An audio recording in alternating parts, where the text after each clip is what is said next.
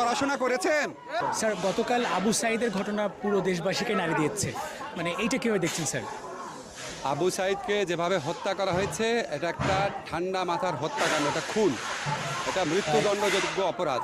আমাদের পুলিশের আইনে আছে আপনি ততটুক শক্তি প্রয়োগ করতে পারবেন যেটুক আপনার প্রতিরক্ষার জন্য প্রয়োজন। আবু সাঈদ কাউকে মারতে যায় নাই, তার হাতে কোনো আগ্নেয়াস্ত্র ছিল না, সে জাস্ট দাঁড়িয়েছিল। এই অবস্থায় তাকে যেভাবে গুলি করে মারা হয়েছে এটা একটা বর্বরচিত ঘটনা। একটা দেশের বাহিনী একটা দেশের ছাত্রকে এভাবে গুলি করে মারে, আমাদেরকে এটা দেখতে হয়েছে। আমি শুধু ওই পুলিশ সদস্যের শাস্তি চাই না, আমি এই স্বরাষ্ট্রমন্ত্রীর পদত্যাগ চাই।